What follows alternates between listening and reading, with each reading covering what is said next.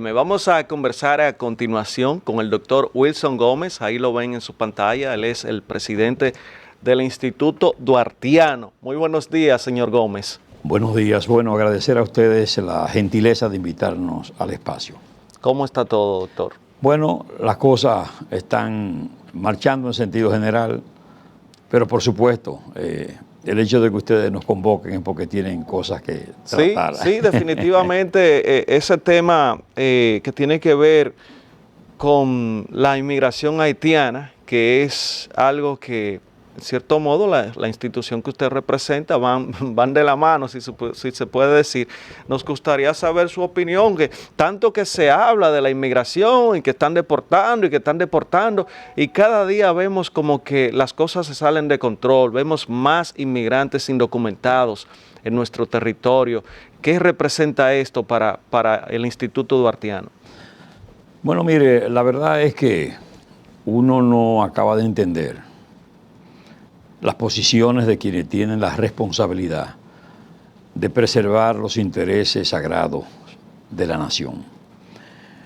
Mire, hay una prédica que nosotros la entendemos correcta, es decir, Haití es un asunto de la comunidad internacional, el presidente en los escenarios internacionales es reiterativo, clama, ¿verdad? Procura que se atencione a Haití en Haití. Y esa es una prédica interesante, nos parece correcta. Ahora, el problema está en lo que estamos haciendo aquí, o en lo que no estamos haciendo aquí. Yo creo que el problema migratorio, la autoridad nacional no le ha dado el frente. Los responsables, ¿verdad? Desde el presidente de la República, que es el jefe del Estado y quien tiene que ver con la política internacional del país, como que esas autoridades han estado de espalda a la problemática. No se ha sentado nadie, ¿verdad?, en una mesa a plantearse el problema y a hacer reflexiones y a oír, en cierto modo, ¿verdad?, y a procurar soluciones. Porque si nosotros seguimos en la línea que vamos, el incentivo es lo que está primando. Aquí se mejoró la situación del trabajador del campo, donde hay predominantemente presencia haitiana. El trabajador de la construcción, por igual. Con las domésticas se nos fue las manos, al extremo tal que se estableció un régimen que no se podía ni cumplir.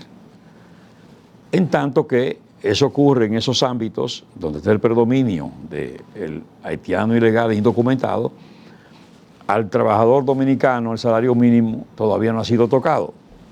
Entonces, el incentivo es para la migración. Me gustó ese. Todavía no ha sido tocado.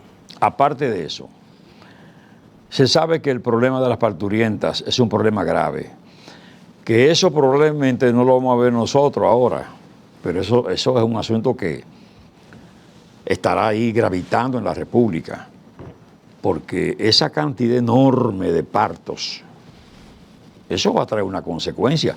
Nosotros tuvimos en Dajabón recientemente, y la información que nos da gente de dentro del hospital Ramón Matías Mella de allí, es que de cada 10 partos, 8 son de haitianas. Sí. 8 son de haitianas. De hecho, algunos estudiosos y demás hablan de que en los próximos años prácticamente la población dominicana estará sustituida por una población haitiana. Bueno, esa es otra, porque estos proyectos no vienen de ahora, lo que pasa es que uno no lo creía. Pero se planificó desde el punto de vista familiar, a la República Dominicana. Aquí hubo esfuerzos de organismos internacionales que pusieron en práctica la planificación familiar.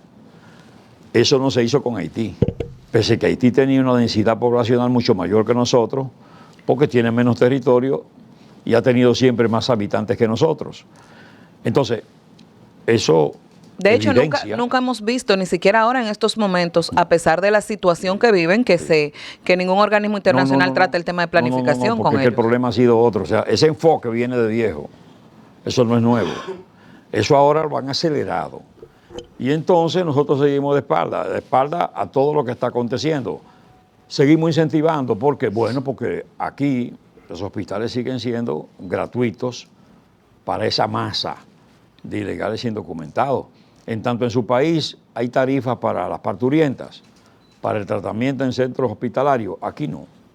Aquí eso es gratuito y entonces todo el mundo sabe que eso no es espontáneo, que hay una parte que es espontánea, pero hay una gran parte que es dirigida, algo organizado, algo que se hace llegar al territorio nacional y que para nosotros se constituye en un problema. Los hospitales, en vez de estar tomando medidas y adoptando providencias, lo que están es enseñándole creol o procurando que los médicos manejen un lenguaje esencial creol para trabajar con las parturientas. ¿Están enseñando a los médicos a hablar creol? Sí, algunos tienen, ellos saben cuestiones fundamentales que tienen que decirle a las parturientas para que ellas hagan lo que tienen que hacer para contribuir con el éxito del parto. Wow. Don Wilson, usted que menciona el creol ahora, hay muchas personas que plantean que nosotros deberíamos, como dominicanos, aprender creol porque es el idioma de ellos y que nosotros no lo entendemos a ellos, sin embargo que ellos sí nos entienden a nosotros. ¿Entiende usted que eso favorecería para nosotros fortalecer nuestros principios de nación, de Estado, de nacionalidad, de ciudadanía? ¿O eso lo que haría sería refundirnos más con ellos? Nada que contribuya al despropósito de hacer uniforme la relación y la situación de estas poblaciones en la isla es conveniente. No, creol no tiene ningún propósito que pueda contribuir con el perfeccionamiento, el crecimiento de nadie.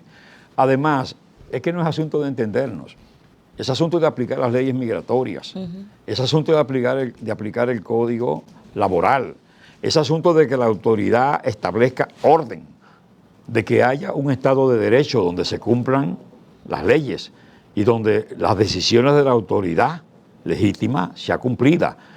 Es asunto de frenar, ¿verdad?, toda esta corrupción que hay alrededor del manejo de los haitianos que entran y que salen. Es todo un alto propósito. Y yo le voy a decir una cosa, Haití, desvertebrada, sin institucionalidad, con la situación de crisis y de caos, sin embargo, fíjese que aparece en los medios de comunicación hoy que ellos están planteando no recibir, por ejemplo, productos que se envasan aquí si no contienen una literatura en creol o francés. Oh. Haití lo está exigiendo. ¿Cómo? Y bueno, qué bien que ellos hacen y que ellos aprovechan su condición para exigir lo que no hacemos nosotros. Eso es verdad. ¿Entiendes? O sea, nosotros no estamos asumiendo nada en defensa del interés nacional. No estamos protegiendo nada. Nosotros estamos cada vez más arriesgados. Es decir, es una situación muy difícil. Fíjese que nos están desacreditando organismos internacionales. Xenófobos, racistas, discriminadores, que explotamos a los niños haitianos que están en el territorio nacional, que perseguimos a personas por su color. Todo cuanto ha sido posible decir contra el país se ha dicho. Ahora, ¿ha adoptado la autoridad dominicana alguna ofensiva diplomática para asumir la defensa de los dominicanos en el extranjero? Porque eso se está creyendo. Eso se ha difundido por todas partes y ha sido eso una cuestión sistemática de años. Y la República no reacciona. Don Wilson, yo le quiero hacer una pregunta. Ahora que usted habla de la parte internacional. En República Dominicana el único nexo social que existe entre Duarte y la sociedad es el Instituto Duartiano. El único nexo que puede articular los valores de Duarte, porque ya los políticos de nosotros pusieron a Duarte, lamentablemente, lo enterraron. ¿El Instituto Duartiano ha recibido por parte de la comunidad internacional algún tipo de presión para silenciarlo? Porque aquí hay unos lobbies, aquí hay una señora que se llama Ana Belique, que vive haciendo mítines en la zona colonial, desacreditando la patria, desacreditando, a usted la conoce, en la propia historia con Cristóbal Colón y todo lo que esa mujer se inventa, que sale por esa boca, y hacen documentales de aquí. Hay un venezolano que hizo un documental aquí de eso. ¿Usted ha recibido algún tipo de presión? ¿Usted no, el instituto? No, parece mentira, porque tú sabes que esa gente estudian a las personas. Y en el caso nuestro, ellos saben que con nosotros no. Nosotros tenemos una posición muy clara y la exhibimos mucho en el Tribunal Constitucional con las presiones, con proyectos, ¿verdad? Tratados internacionales con Estados Unidos, donde asumimos posiciones y donde se declararon inconstitucionales algunos de esos proyectos. Y hay otros que son una amenaza para el país. Correcto. Entonces, ellos saben a quién sí, pueden con presionar, a quién no. Ahora, sin embargo, nosotros reclamamos mucho que haya más presencia militar en la frontera. Y decimos, mira, muchas de esas brigadas que están tan lejanas deben estar más próximas a la frontera. Pero decimos, hay que crear condiciones para que el militar esté en frontera en condiciones dignas, que puedan estar allí realmente. Hay que estructurar, porque eso no le cuesta nada al Estado. Hay que, de alguna manera, replicar el modelo San Isidro, donde haya viviendas del Estado para los militares que están prestando servicio, donde allí haya establecimientos de formación académica para los hijos de esos militares, que haya hospitales, que haya centros deportivos, que haya todo tipo de facilidad, de modo y manera que el militar se sienta dignificado y en condiciones de permanecer allí, ¿verdad? Y que sepa que si incurre en una falta de orden ético, pierde mucho porque va a ser sacado de allí con su familia. Es decir, que sepa valorar lo que es estar prestándole un servicio a la patria, no en las circunstancias en las que está y condiciones en las que está. Decimos eso.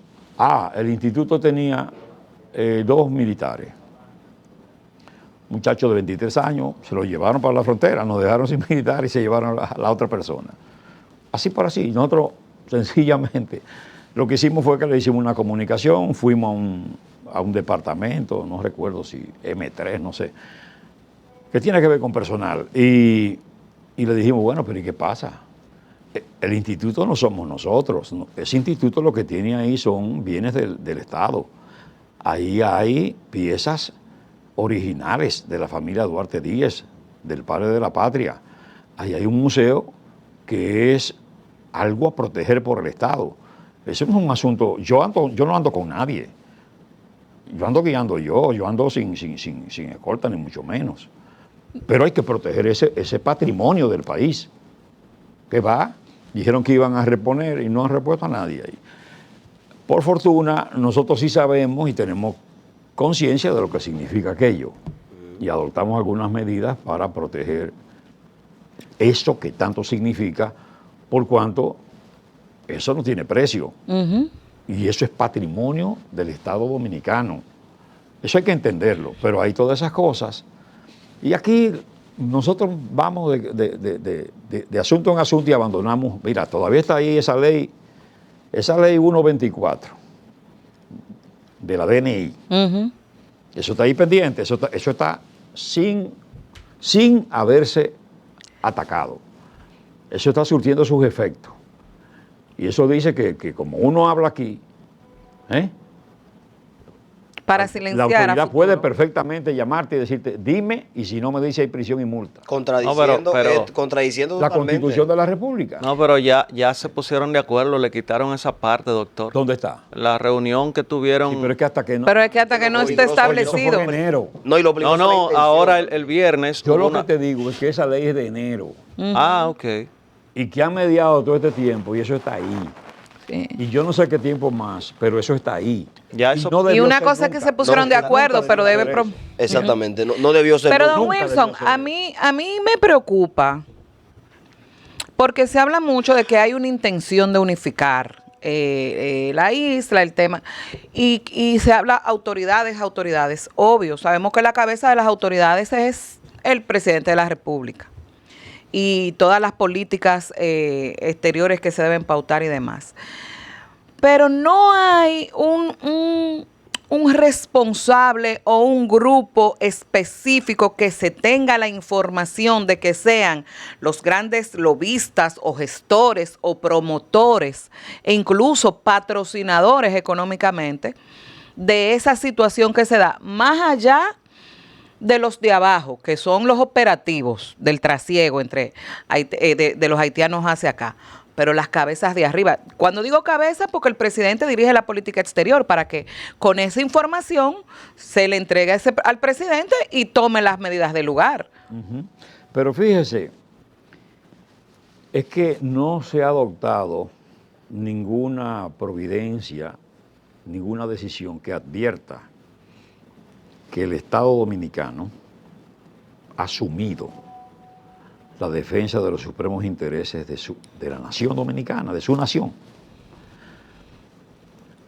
Fíjese que se emitió la sentencia 168-13, que fue una defensa válida al interés nacional. Bueno, pero se emitió luego y se procuró una ley como la 169-14 para, de alguna manera, anular los efectos de esa sentencia. Eso dio pie a una serie de llamadas regularizaciones que no fue más que abrir las compuertas a una serie de mentiras, de falsificaciones documentales, de información falsa. Y promovida por el mismo gobierno haitiano de ese entonces. Promovida, pero auspiciada por la autoridad dominicana, por el gobierno dominicano. Eso es verdad. ¿Me entiende? Y entonces, eso ha continuado y las amenazas son frecuentes. ¿Usted cree que debimos nunca, a mí nunca me gustó ese libro de extranjería? No. No, yo entendí siempre que había que hacer lo que hay que hacer. ¿Qué hay que hacer? Bueno, los llamados consulados, cada consulado tiene entre sus funciones las de hacer un registro del Estado civil o registro civil, de modo y manera que esos consulados a sus súbditos, a sus nacionales, les reciben las declaraciones.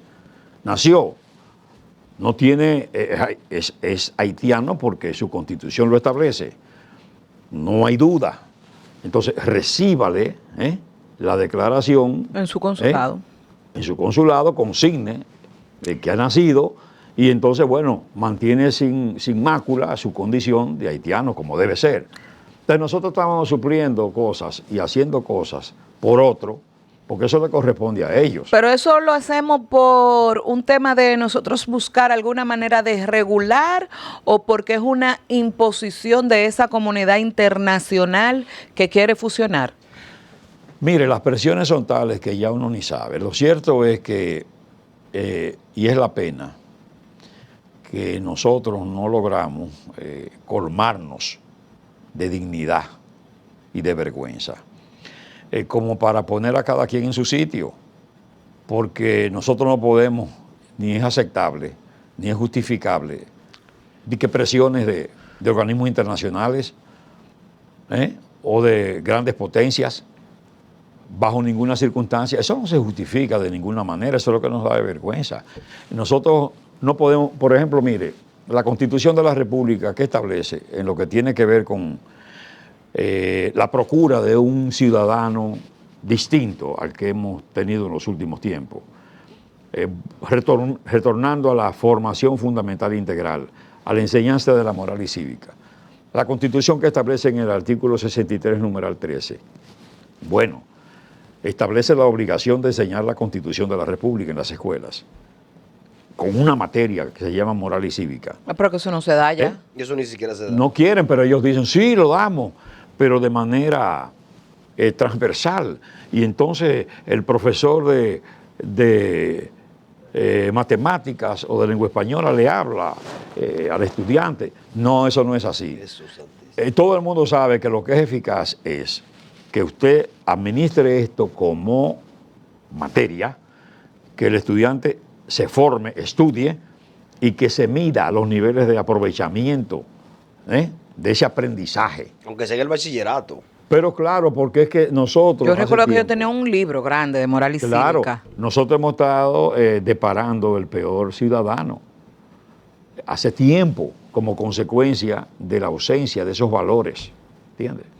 Señor Gómez, recientemente nuestro compañero don Tuto Mota, que no está presente por una condición de salud, le hacía un llamado, no sé si usted pudo verlo, a través de las redes, a usted y al Instituto Duartiano para que convocaran al pueblo dominicano a marchar ante este gran auge de la inmigración de la, bueno, prácticamente o específicamente de los tantos haitianos indocumentados que hay en República Dominicana. ¿Usted estaría en disposición de hacer dicha convocatoria, de aceptar esa propuesta que le hace nuestro compañero don Tuto Mota? Bueno, mire, ya nosotros habíamos hecho de 2022 hacia acá 4 marchas patrióticas de mucha significación, tanto aquí en el Distrito Nacional, como en Santiago, en Asua y en San Pedro de Macorís. Hay ese sentir, en sentido general, de muchas personas que se acercan a la institución para que haya algún tipo de manifestación popular para decirle primero a la comunidad internacional la necesidad de que en definitiva asuman su responsabilidad. Y en segundo lugar, para reclamar de la autoridad dominicana que le dedique el tiempo necesario que se plantee este problema, porque este problema se habla y cada día la situación se agrava. No hay que esperar una conmoción, no hay que esperar una situación de dificultad mayor, que se nos vaya de la mano todo, porque la verdad es que el dominicano está desesperado y hay una situación muy difícil y es necesario que se entienda. De todas maneras, eso que usted nos dice, y refiriéndose al planteamiento de don Tuto Mota, ciertamente es así, es decir, hay el propósito de hacer algunas manifestaciones en ese orden, de manera que la población pueda expresarse y que las autoridades nuestras entiendan que tienen que asumir esto, porque en definitiva es una situación desesperante y la gente, el pueblo, se expresa en términos muy categóricos y hay que darle respuesta a la población y necesariamente hay que hacer cumplir las leyes, hay que poner en práctica acciones para que se aplique la ley migratoria, las leyes que tienen que ver con lo laboral y todas las disposiciones que de alguna manera procuran proteger el interés nacional. Don Wilson, usted hablaba hablábamos del tema de educación y todo lo demás. Yo le quiero preguntar, usted podríamos decir, usted como que la voz que clama en el desierto, como Juan el Bautista, con el tema del nacionalismo y defender nuestra historia desde la gesta de independencia y demás, con el patricio a la cabeza. Su evaluación sobre lo que se imparte ahora en las escuelas y sobre todo con el tema que hubo y la controversia con los libros escolares y tal. ¿Entiende usted que la historia dominicana, esa historia patriótica de independencia y demás, está bien plasmada, bien sustentada y bien explicada en nuestros libros para que nuestros estudiantes conozcan la historia real y tal y alberguen ese sentimiento de nacionalismo? Mire, por suerte, y no porque eso lo impulse el Ministerio de Educación, sino porque hay un profesorado en sentido general que tiene como una sensibilidad y hasta una conciencia, podría decir. Cuando nosotros vamos, por ejemplo, a secciones que están ubicadas en lo que es la provincia Independencia, Jimaní, y vamos a un campo de allí, y allí se establece y se crea una plaza patriótica y se lleva un busto de Duarte y se coloca una tarja, y ahí aparecen los estudiantes, interpretan el himno nacional con todas sus estrofas, el himno a Duarte, el himno a la bandera, y lo interpretan con entusiasmo. Uno se da cuenta que el profesorado está haciendo su trabajo, y eso en todo el territorio nacional. En todo el territorio nacional porque usted va a Pedernales y encuentra un liceo musical donde hay una juventud duartiana y donde hay una rondalla y donde hay unos grupos de teatro y esa gente hace espectáculos y esa gente va al parque central de allí y hace eventos y presentaciones populares. Lo mismo en Dajabón.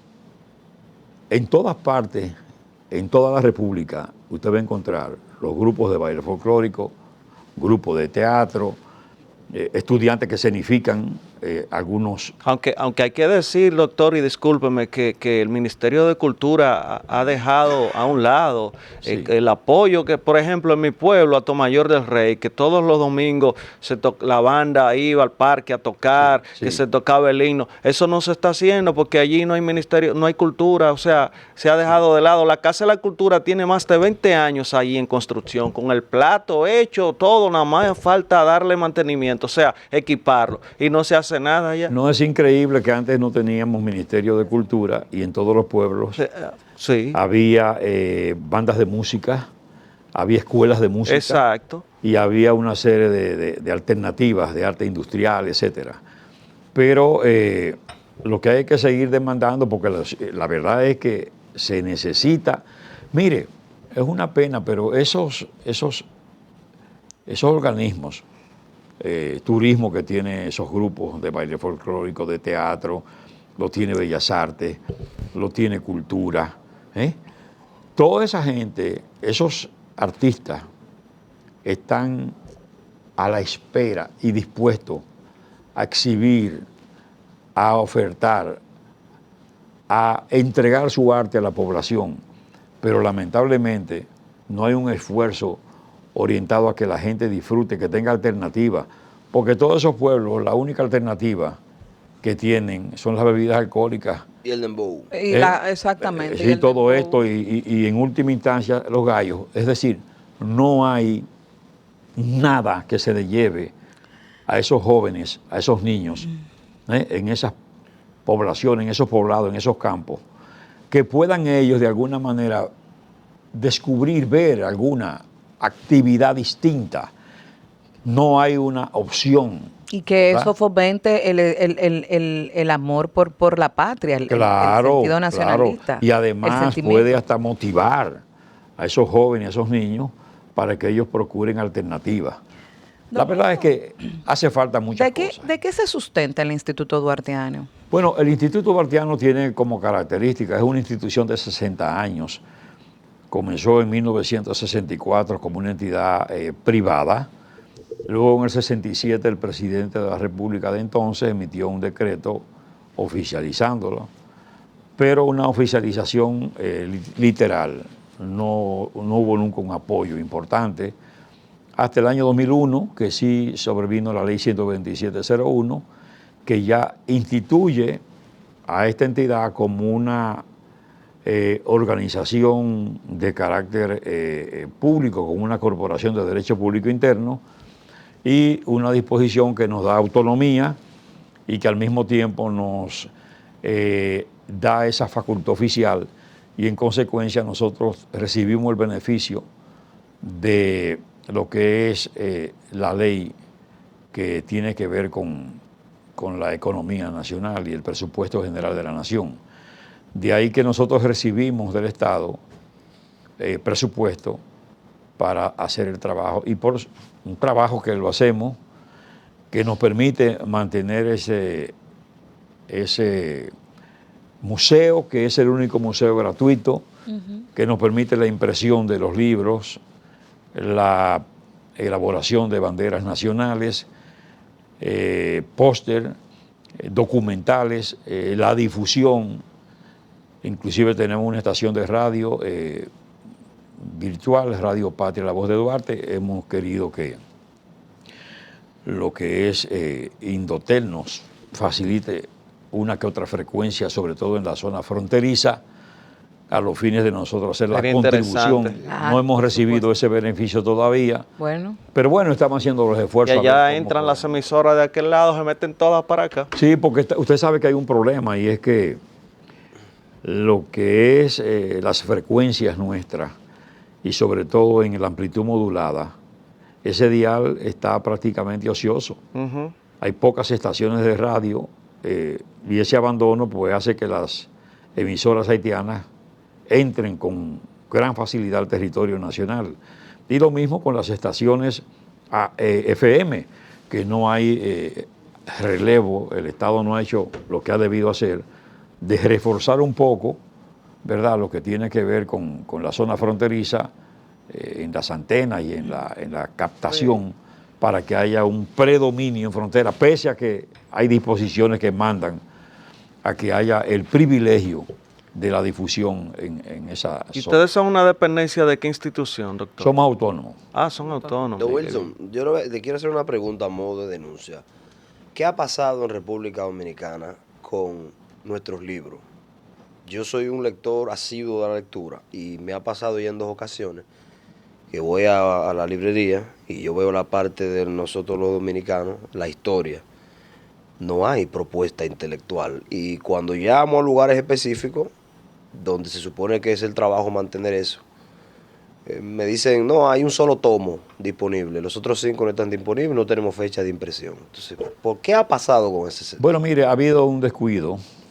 Eso no es solo en nuestro país. En sentido general, la tecnología y los avances ha afectado mucho lo que es la impresión material de los libros, pero aquí ha habido un descuido muy particular. Es una pena, usted ha visto cómo han estado cerrando las librerías tradicionales, son muy escasas, quedan apenas pocas librerías, los libreros no se sienten motivados, no Eso es tienen facilidades como para dedicar tiempo a este trabajo. Ha faltado mucho, ha habido un descuido en el país en lo que tiene que ver con la cultura, lo que estamos hablando. Es que ya no se fomentan los círculos de lectura, Sí, círculos de estudio. Aquí se atenciona más lo que tiene que ver con el carnaval. La feria del libro, cuando se hace eso, ¿Sabe? a la gente va a comer. Exacto, es que no hay ese incentivo real, los autores no encuentran mucho apoyo y de verdad que es una pena que ocurra, porque si algo ha hecho y procuró de alguna manera los profesionales y los intelectuales que cultivaron y desarrollaron los aprendizajes y el conocimiento, fue realmente a través de libros y de las motivaciones para la lectura. No, y a mí me cuesta ver que ni siquiera hay propuestas digitales de libros de nosotros con autores buenos que tenemos nosotros. Está Casá, el mismo Euclides Gutiérrez. Sí. O sea, yo digo, oye, pero ¿qué pasa? Que no, ni siquiera es digital tenemos propuestas. Sí, es que no hay esos apoyos y hay un descuido en ese orden. Doctor, ¿ustedes solamente están aquí en el distrito? ¿Tienen alguna otra sucursal? Mire, nosotros institución? tenemos los organismos de base. Nosotros tenemos unos 74 centros duartianos en el territorio nacional.